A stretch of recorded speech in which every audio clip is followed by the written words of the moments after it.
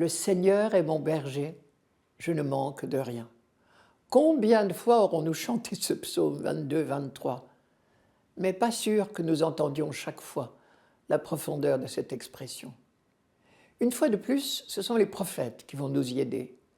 Ils connaissaient bien la tendance générale des rois de la terre à se prendre pour des dieux. Ces rois se présentaient comme les bergers de leur sujet. Hammurabi, par exemple, le roi de Babylone, vers 1750 avant Jésus-Christ, disait « Je suis le berger qui sauve et dont le sceptre est juste ». Les prophètes ont su remettre les rois à leur place, si j'ose dire. Grâce à eux, le peuple d'Israël a compris que les rois de la terre ne sont que les lieutenants de Dieu, au sens étymologique de ce mot, tenant lieu.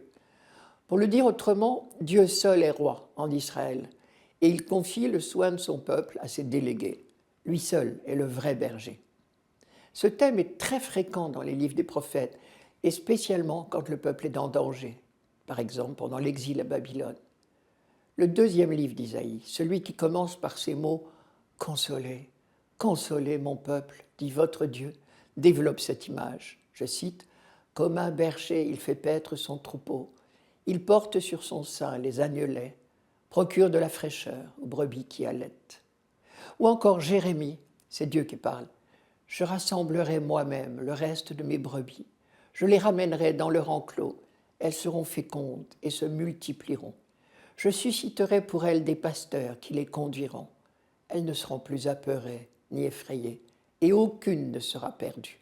Oracle du Seigneur. » Enfin, nous connaissons bien ces paroles d'Ézéchiel. Comme un berger veille sur les brebis de son troupeau quand elles sont dispersées, ainsi je veillerai sur mes brebis. La brebis perdue, je la chercherai. L'égarée, je la ramènerai. Celle qui est blessée, je la panserai. Celle qui est malade, je lui rendrai des forces. Celle qui est grave et vigoureuse, je la garderai, je la ferai paître selon le droit.